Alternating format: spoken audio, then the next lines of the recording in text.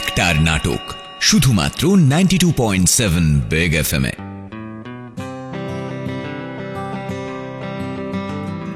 আজকের নাটক ইচ্ছে, রচনা চকিতা চট্টোপাধ্যায়, অভিনয়ে রাজীব সুমন্ত, গোবিন্দ সৌগত, জ্যোতিপ্রকাশ, অভিষেক দেবরায়, জ্যোতি পামেলা ও শ্বেতার ভূমিকায় চকিতা চট্টোপাধ্যায়। গোবিন্দ, গোবিন্দ, এই গোবিন্দ, কোথায় গেলি? আসছি আসছি। আয় আয় আয়, এদিকে আয় তাড়াতাড়ি। হ্যাঁ আসছি আসছি। এই ডাকছিলেন বৌদিমণি? আরে তুই আর স্কুল ড্রেস ইস্ত্রি করে এনেছিস? এই যা, আনা হয়নি তো। মানে আবার ভুলে গেছিস? অত করে যে তোকে বললাম তখন, তোর এই ভুলে যাওয়া রোগ নিয়ে আমি তো আর পারছি না বাবা। আমি এক্ষুনি যাচ্ছি বৌদিমণি। ঘড়িটা দেখেছিস একবার? তোর ড্রেস আনার জন্য কি তুই আর স্কুল বাস অপেক্ষা করে থাকবে নাকি? ঠিকই তো। কি হলো কি? হ্যাঁ, সকাল থেকে এত চেঁচামেচি করছো কেন? হ্যাঁ, আমার চেঁচানোটাই তো শুধু তুমি শুনতে পাও, কিন্তু আমি যে কেন চেঁচাতে বাধ্য হই সেটা আর তুমি দেখতে পাও না। না না, আসলে ওই টুয়া দিদির স্কুলের জামা ইস্ত্রি করে আনতে ভুলে গেছি তো, তাই বৌদিমণি রাগ করেছে আর কি। রাগ করো তো স্বাভাবিক। হ্যাঁ, তোর এই ভুলে যাওয়া স্বভাব নিয়ে তো আমরা সত্যি জেরবার হয়ে গেলাম। যা যা, এখনো সময় আছে, ছুটে যা, গিয়ে নিয়ে আয়। আমি এক্ষুনি যাচ্ছি। এটা গোবিন্দর রোগ, সেটা জানোই তো শ্বেতা। বেশি বয়সে হয়তো ওর অ্যালজাইমার্সও হয়ে যেতে পারে। এই নিয়ে চেঁচামেচি করলে নিজেরই তো শরীর খারাপ হবে। আমার তো মনে হয় ও ইচ্ছে করে এমন ভুলে যায়। না, ইচ্ছে করে ভুলে যাওয়ার ব্যাপারটা ঘটাতে গেলে ওর যে আইকিউ লাগে সেটা নেই আর কি। এই ইচ্ছে করে ভুলে যাওয়ার ব্যাপারটা আমরা হয়তো ঘটিয়ে থাকি অনেক সময়। ঠিকই বলেছো। আর এই স্বভাবটা একবার রপ্ত করে নিতে পারলে অনেক সময় অনেক কিছুকে এড়িয়ে যাওয়ার ক্ষেত্রে বেশ কাজে লাগে, তাই না? আচ্ছা, তুমি কি আজকাল ওই স্বাভাবিক কথা বলতে ভুলে গেছো শ্বেতা? কেন, অস্বাভাবিক কি কথা বললাম? কথাটা অস্বাভাবিক বলনি হয়তো, কিন্তু কথাটা বলার ভঙ্গিটা স্বাভাবিক নয়। কেমন যেন এটা শ্লেষ মাখানো। এটা তোমার বোঝার ভুল। ও, তা হবে। শোনো, আজ অফিস থেকে ফিরে বাইরে কোথাও খেতে যাব। হঠাৎ? এমনি ইচ্ছে করলো, অনেকদিন বাইরে কোথাও খাওয়া হয়নি তাই। কিন্তু টুয়ার কাল একটা ইউনিট টেস্ট আছে, গেলে ওর পড়ার ক্ষতি হবে। টুয়া থাকবে গোবিন্দর কাছে, আমরা ফেরার সময় ওর জন্য ওই ডিনার প্যাক করে নিয়ে আসবো, ঠিক আছে? হ্যাঁ, যা তোমারই।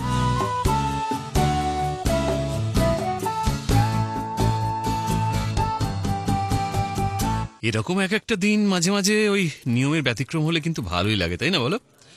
উফ, কদিন পর এলাম এই রেস্টুরেন্টে। আগে তো প্রায়ই আসতাম। হ্যাঁ, তা প্রায় 8 বছর পর এলাম এখানে। বলো কি, এত বছর পর? হ্যাঁ, টুয়া হওয়ার আগে শেষ এসেছিলাম। দেখতে দেখতে সময়গুলো কোথা দিয়ে যে পার হয়ে যায়, তাই না? হ্যাঁ, কিন্তু মনে হয় যেন এই তো সেদিনের কথা বলছি। আমাদের বিয়েই তো হয়েছে 12 বছর। পুরো এক যুগ। হ্যাঁ, তা এতদিন বাদে হঠাৎ এই রেস্টুরেন্টে এলে যে? বললাম তো, হঠাৎ খুব আসতে ইচ্ছে হলো বলে, ভেবেচিন্তে আসিনি। আচ্ছা রাজীব, একবারও কি ভেবে দেখেছো কি যে আমার সময়টা কাটে কিভাবে? তার মানে? তুমি তো শুধু নিজের কাজ নিয়েই রয়েছো।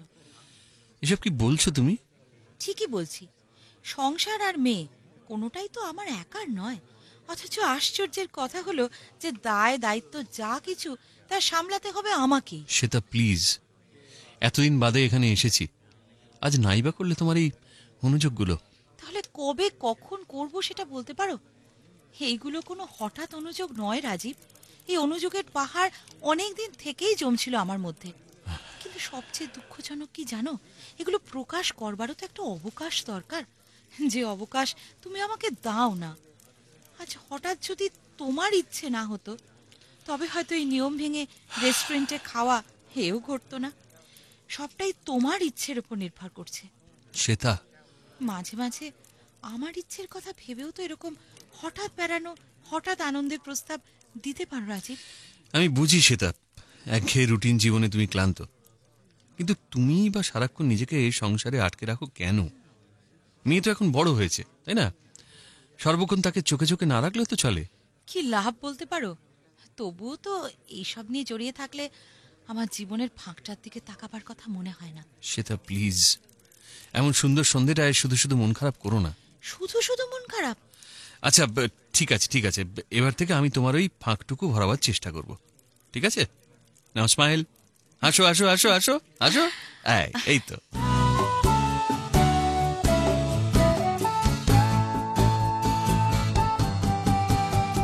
গোবিন্দ, গোবিন্দ, এই টুয়া কি ঘুমিয়ে পড়েছে?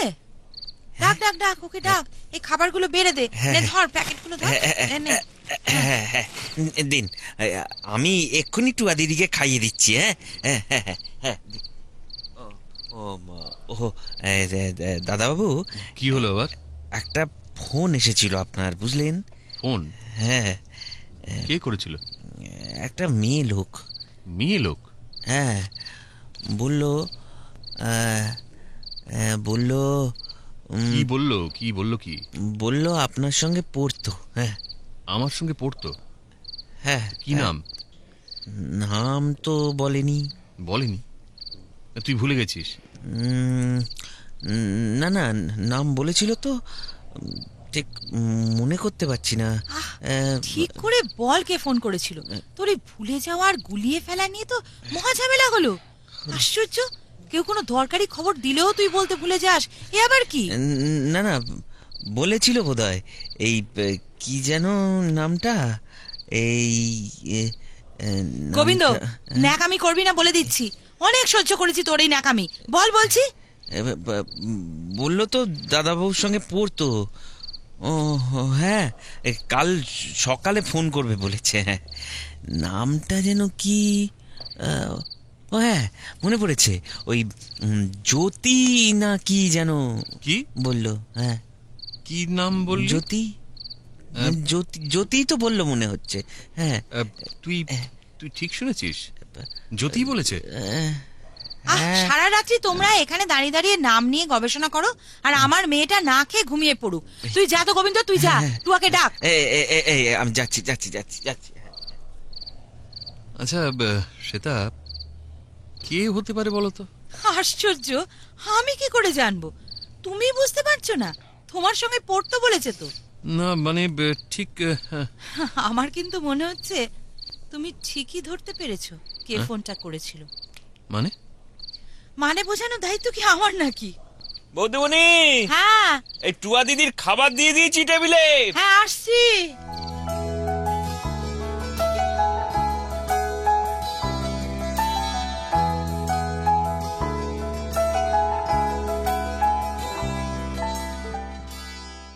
আচ্ছা সেটা তখন কি বলতে চাইছিল? ফোনটা যদি গোবিন্দর কথা মতো জ্যোতি করে থাকে তাহলে তো, কিন্তু গোবিন্দকে কি ভরসা করা যায়? কি শুনতে কি শুনেছে, তারপর ভুলে গিয়ে হয়তো উল্টো পাল্টা নাম বলছে। কিন্তু আমার সঙ্গে পড়তো এই কথাটা বলবে কি করে? জ্যোতি, যেন মনে হচ্ছে কত দূর থেকে কতকাল পরে ভেসে এলো নামটা। সেই সঙ্গে সঙ্গে ভেসে উঠছে কত স্মৃতি জ্যোতির আর আমার, আর আমাদের সেই কলেজের দিনগুলো।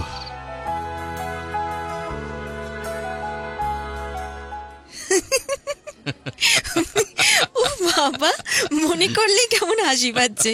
কি কুক্ষণ ওই সিনেমাটা এসেছে বলতো, আর নাম খুঁজে পেলো না যেন। জ্যোতি মানে জোয়ালা। কলেজ শুধু সবাই এখন আমাকে দেখলেই বলছে জ্যোতি মানে জোয়ালা। ওরা ওদের মনের কথাটাই বলছে, তুমি ওদের মনে জ্বালাই তো ধরিয়েছো। ও, ওদের মনে? আর তুমি, তোমার মনে কি ধরিয়েছি মশাই? আমার মনে জ্বালা ধরবে কেন? হ্যাঁ, আমি তো জানি জ্যোতি আমারই, তাই আমার কাছে জ্যোতি জ্বালা নয়, আলোর রোশনাই। তাই নাকি মশাই? এই জ্যোতি, একটা কথা বলবো, রাগ করবে না বলো? যদি গুড বয়ের মতো কথা হয় তাহলে রাগ করব না, আর যদি কোনো নতুন দুষ্টুমি মাথায় এসে থাকে তাহলে কিন্তু নয়। এই আর চলো না কোথাও বেরিয়ে আসি দুজনে। কি এটা মঞ্জুর তো? মঞ্জুর। তাহলে চলো আউটসং ঘাটে গিয়ে নৌকো করে দুজনে গঙ্গায় ভাসি। চলো চলো চলো চলো।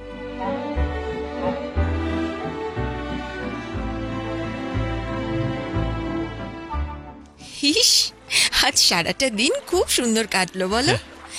এই দিনটার কথা আমি জীবনে কোনো দিনও ভুলবো না। এই চলো না হ্যাঁ। আরেকবার ঘুরি ওই গঙ্গার বুকে। ঠিক আছে। ও মাঝি, আরেকটা রাউন্ড ঘোরাবে? আসলে জানো তো, আজকের সন্ধেটাকে ঠিক ফুরিয়ে যেতে দিতে ইচ্ছে করছে না। তোমার ইচ্ছেই আমার ইচ্ছে। আজ থেকে তোমার ইচ্ছেই থাকবে, ঠিক আছে? আমার সব ইচ্ছে অনিচ্ছে আমার জ্যোতির কাছে আমি গচ্ছিত রাখলাম। ঠিক মনে থাকবে তো? দেখে নিও। আসলে আসলে না, তোমাকে একটা কথা বলা হয়নি জানো। কি গো? সেটা বলার জন্যই তো আরো একটা ট্রিপ ঘুরতে চাইলাম। কি কথা জ্যোতি? আসলে বাবা দিল্লিতে ট্রান্সফার হয়েছে। সে কি? কবে? আজই। হয়তো কিছুদিনের মধ্যে আমাদেরও দিল্লি চলে যেতে হবে। তুমি চলে যাবে জ্যোতি? যেতে তো হবেই বলো। তোমাকে ছাড়া যে আমি থাকতে পারবো না জ্যোতি। তাহলে আমিও দিল্লি যাব। হুমা, তুমি কি করবে সেখানে গিয়ে? পাগল একটা। তার চেয়ে বরং তুমি আমাকে কথা দাও যে দূরে চলে গেলেও আমাকে কোনো দিন ভুলে যাবে না। তোমাকে ভুলে যাব? এটা তুমি ভাবলে কি করে? তুমি আমায় চিঠি দেবে তো? অবশ্যই। এক্ষুনি তো আমার ইচ্ছে অনিচ্ছে সবকিছু তোমার কাছে গচ্ছিত রেখেছি জ্যোতি। সে অঙ্গীকারে যদি অবিশ্বাস না থাকে তাহলে নিশ্চিন্ত থেকো।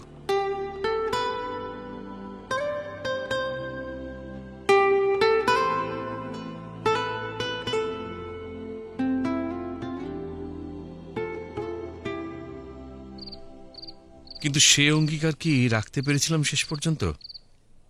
চিঠির আদান প্রদান প্রথম দিকে থাকলেও কবে এক সময় যে বন্ধ হয়ে গেছিল তা আমার মনে নেই।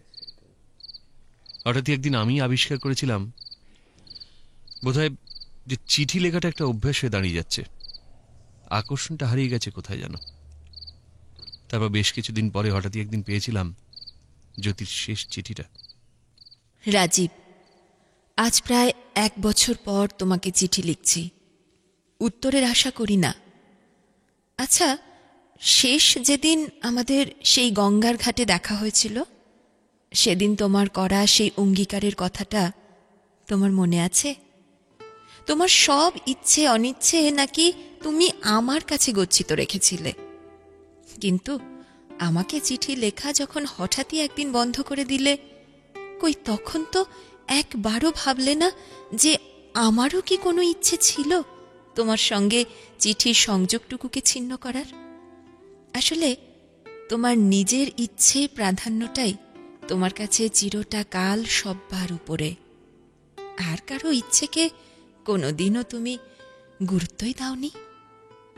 জানি না আর কোনো মেয়ে যদি কখনো তোমার জীবনে আসে, সেও এই একই যন্ত্রণায় ভুগবে কিনা। যাক, আজ শেষবারের মতো তোমাকে এই চিঠি দিলাম, সঙ্গে নিমন্ত্রণের কার্ডটাও। ইচ্ছে হলে এসো আমার নতুন জীবনে প্রবেশের দিনটিতে। অনুরোধ করব না, কেননা তোমার ইচ্ছেগুলো তো এখন আর আমার কাছে গচ্ছিত নেই। হয়তো কোনো দিনই ছিল না। যেটা ছিল সেটা হলো অল্প বয়সের তাৎক্ষণিক কিছু আবেগের প্রলাপ। শেষ করলাম, তোমার জ্যোতি। হয়তো জ্যোতির কথাগুলোই ঠিক। শেষের দিকে ওকে চিঠি লিখতে কেমন যেন একঘেয়েমি আমায় পেয়ে বসেছিল। আর আমার বিরুদ্ধে করা জ্যোতির অভিযোগটা হয়তো ভিত্তিহীন নয়। আর সেই কারণেই আজ সেটাও আমার সম্বন্ধে সেই একই অভিযোগ করল। কিন্তু আজ এতগুলো বছর পর আমাকে কেন হঠাৎ মনে পড়ল জ্যোতির? তাহলে কি আজ এতদিন পর কলকাতায় ফিরে এসেছে জ্যোতি? কথা বলতে তাই চাইছে আমার সঙ্গে, দেখতে চাইছে আমাকে। কিন্তু আমার ফোন নাম্বারও পেল কোথা থেকে? গোবিন্দর কথা মতো যদি কাল সকালে ফোন করে আবার, তাহলে কি বলবো ওকে? যদি ফিরিয়ে দাও আমাদের সেই দিনগুলো, যখন তুমি বসে থাকতে আমার পাশে, আর তোমার অসাবধানে এলানো হাত থেকে পেতাম তোমার চুরির স্পর্শ।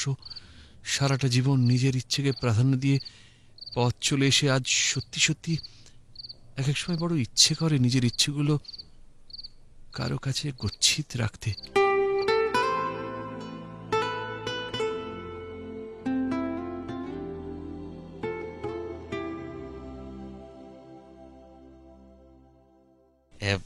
দাদাবাবু, এই যে চা। ও হ্যাঁ, রাখ ওখানে। হ্যাঁ। আচ্ছা, তোর বৌদি কোথায় রে? বৌদি তো টুয়া দিদিকে স্কুলের বাসে তুলে দিতে গেলেন।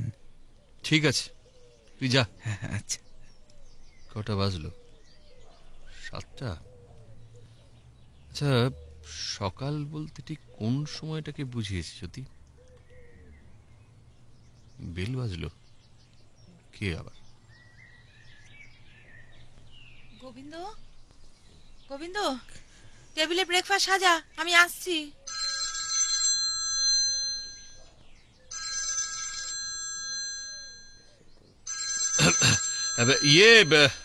ফোন বাজছে যে।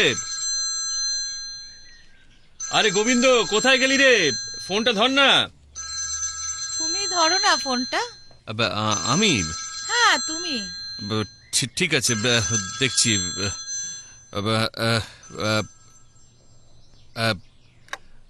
হ্যাঁ, হ্যালো। হ্যালো, রাজীব আছে? কে বলছেন? আমি রাজীব গাঙ্গুলি বলছি। আরে রাজীব, চিনতে পারছিস? আরে আমি জ্যোতি রে।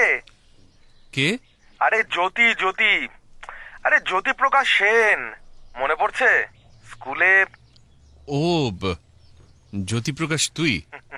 কেন, তুই কি আর কাউকে ভেবেছিলি নাকি? আমার ফোন নাম্বার তুই কোথায় পেলি? সে কি রে, তোর মনে নেই? 7 বছর আগে দেখা হয়েছিল তোর সাথে ওই মুম্বাই এয়ারপোর্টে। ভুলে গেলি নাকি রে? কার্ডে তোর যে মোবাইল নাম্বারটা ছিল সেটাতে ট্রাই করে সমানে সুইচ অফ পাচ্ছিলাম, তাই বাধ্য হয়ে ওই ল্যান্ডলাইনে করলাম। ও হ্যাঁ, ওই মোবাইল নাম্বারটা ছেড়ে দিয়েছি। আচ্ছা আচ্ছা। কাল সন্ধ্যেবেলা তুই ফোন করেছিলি? না না, আমি না, ওই ডলি করেছিল।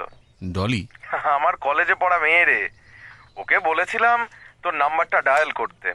ভেবেছিলাম হঠাৎ নারী কণ্ঠের ফোন পেলে তুই বেশ ঘাবড়ে টাবড়ে যাবি, কিন্তু ব্যাড লাক, তুই ছিলি না বাড়িতে। ফোনটা তোর ওই কাজের লোক ধরেছিল। ও মাই গড। কেন রে, কি হয়েছে? না না, কিছু না কিছু না। কি খবর বল? First class. কলকাতায় ট্রান্সফার হয়েছে বুঝলি, পুরনো বন্ধুদের সঙ্গে দেখা হচ্ছে, একদিন জমিয়ে আড্ডা দিতে হবে। তা কবে যাব তোর বাড়ি বল? পুরো ফ্যামিলি নিয়ে যাব কিন্তু। যে কোনো দিন সন্ধ্যের পর আয়, ফোন করে আসিস।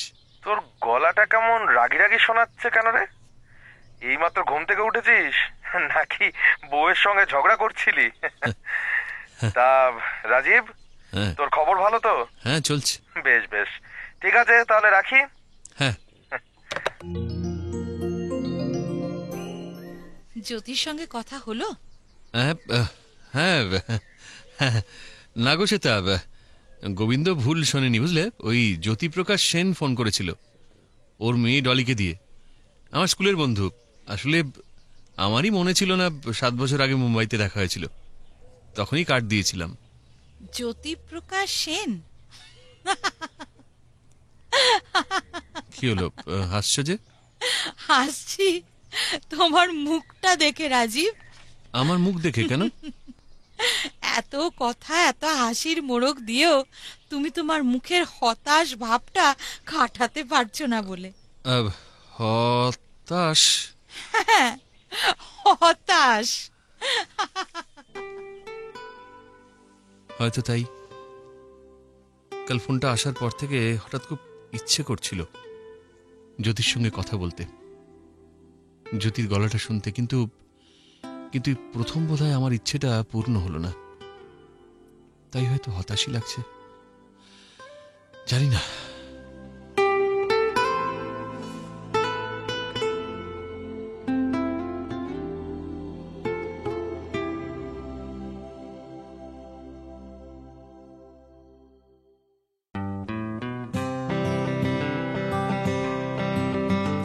এতক্ষণ শুনছিলেন নাটক ইচ্ছে, রচনা চকিতা চট্টোপাধ্যায়, অভিনয়ে রাজীব সুমন্ত, গোবিন্দ সৌগত, জ্যোতিপ্রকাশ অভিষেক দেবরায়, জ্যোতি পামেলা, ও শ্বেতার ভূমিকায় চকিতা চট্টোপাধ্যায়।